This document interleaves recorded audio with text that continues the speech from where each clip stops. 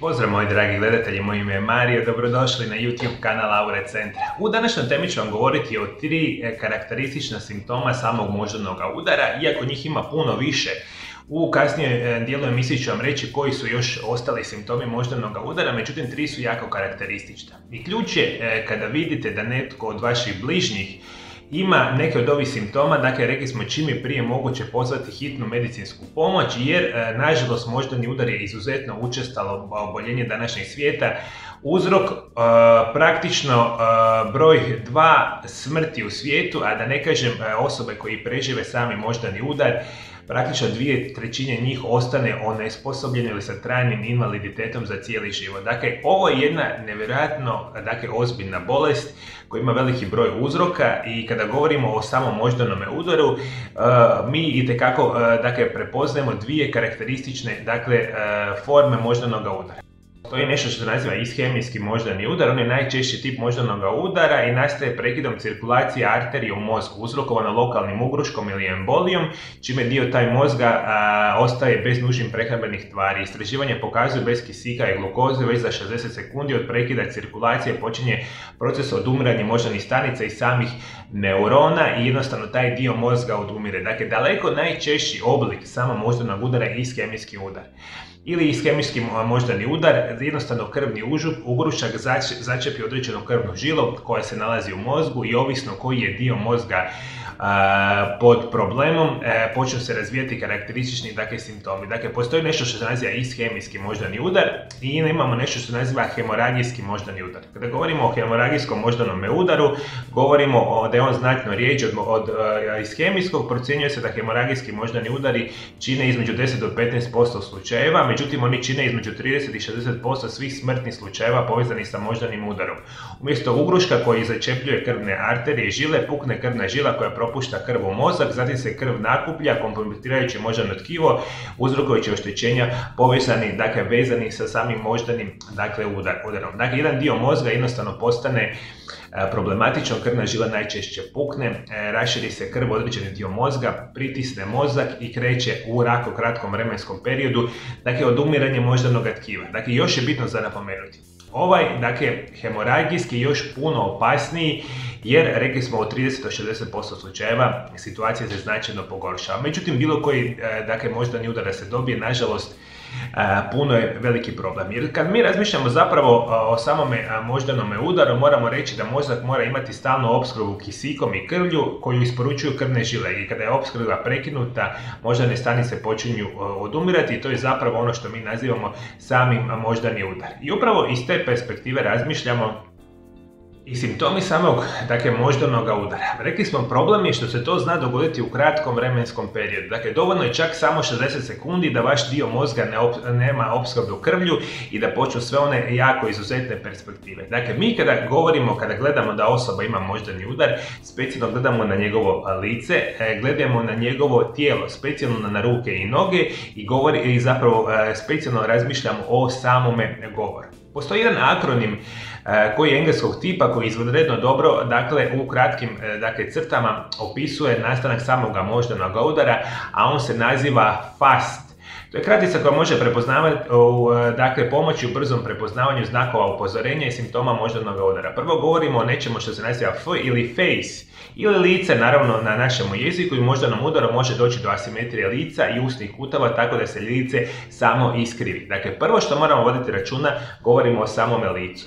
Najčešće jedna strana lica postane iskrivljenja, kutevi usne opadnu prema dolje i točno možete primijetiti asimetriju vidljivu lica. Dakle, to je prvi simptom koji može ukazivati da osoba ima moždani udar. Na drugom mjestu što možemo govoriti, specijalno govorimo o rukama ili u akronimu se naziva A ili arm, to je slabost ili kompletna oduzetost jedne ruke može ukazivati na sami moždani udar. Dakle, razmišljajte mi kada osoba ima moždani udar, često će imati simptome koji idu prema rukama, ali puno puta bude čak i prema nogama. Dakle, jedna strana tijela često bude pogođena, jedna ili druga, i onda imamo probleme sa oduzetošću, apsolutno teškom pokretljivošću ruke ili noge. I treća perspektiva što je iznimno bitna, govorimo o govoru. Dakle, osoba kada doživljava sami moždani udar može otežano govoriti ili izgovarati ili razumjeti ono što se govori i upravo iz te perspektive moramo razmišljati da ako primijetite bilo koju osobu da ima ova tri karakteristična simptoma, podhitno pozvati, rekli smo, stručnu hitnu medicinsku pomoć jer je ključ u perspektivi još dodatnih teških oštećenja koliko brzo vi primite adekvatnu pomoć. Jer što smo rekli, događa se najčešće krvna žila bude začepljena i ako dođe se do adekvatne medicinske pomoći, onda se traži da se ta blokada ukloni i potencijalno da osoba ima puno manje posljedice samog moždanog udara. Međutim, moždani udar itekako se može očitovati i sa drugim simptomima, specijalno s nečim što se naziva epilepsija ili epileptički napad, smetnje, gubitak ili promjena osjeta u jednoj polovici tijela, smetnje hoda, osjećaj gubitka ravnoteže ili koordinacije, vrtoglavica, mučnina, povraćanje, promjene vida, zamljagljen vid, dvoslike, smetnje gutanja, naglo nastala jaka glavobolja, zbunjenost, promjena ponašanju, recimo gubitak pamćenja i puno toga nama ukazuje na nažalost osoba ima moždani udar. Ajde, molim vas, vodite mi računa o svemu ovome.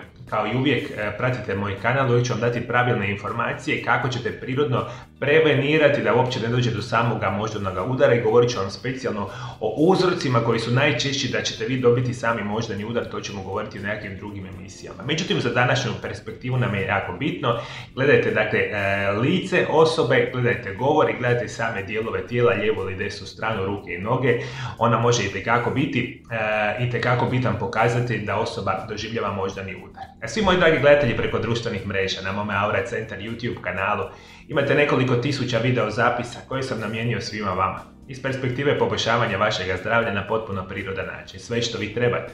Ovdje dole ispod video zapisa potpuno besplatno da se pretplatite na moj kanal, kliknite na ikonu zvona i postati ćete dio jedne velike zajednice, moji dragi pratitelja, moji dragi gledatelja iz cijeloga svijeta, a ja kao i uvijek ću se potruditi vama dati najbitnije zdravstvene informacije koje će očuvati i poboljšati vaše zdravlje na potpuno prirodan način. Hvala najljepše što me pratite do druge teme. Lijep i ugodan pozdrav.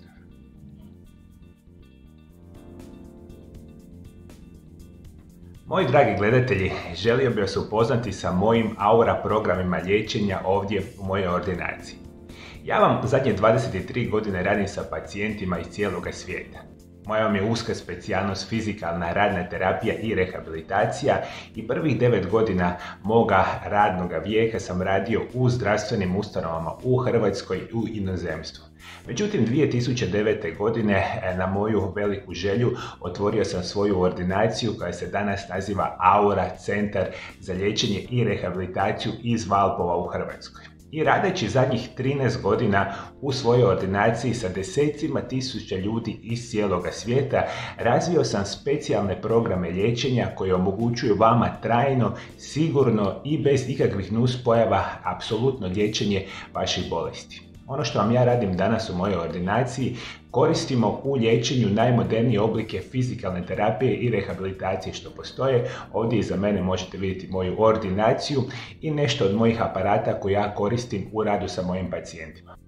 Ono što mene izdvaja od velike većine drugih zdravstvenih djelatnika je moja sposobnost da svima vama omogućim najbolje prirodne oblike liječenja. Dakle, vi kada dođete kod mene u ordinaciju, osim najmodernijih oblika fizikalne terapije i rehabilitacije, ja ću kompletno promijeniti vaš način života. Promijenit ću vašu prehranu, za vaše bolesti ću preporučiti najbolje dodatke prehrani koji će ciljano, jako brzo i trajno izliječiti vaše bolesti i oboljenja. Omogućit ću vam najbolje preporuke prirodnog tipa i svi vi koji gledate moj Aura Centar YouTube kanal, znate jedan mali dio onog moga znanja koji ja prenosim svojim pacijentima ovdje u ordinaciji. Pripremit ću vam najbolje oblike vježbanja i puno toga, jer svi vi želite vaše bolesti liječiti bez ikakvih nuspojava i ja sam praktično danas u stanju u mojoj ordinaciji izliječiti 90% najtežih kroničnih oboljenja što postoje ovoga tipa i što se naravno radi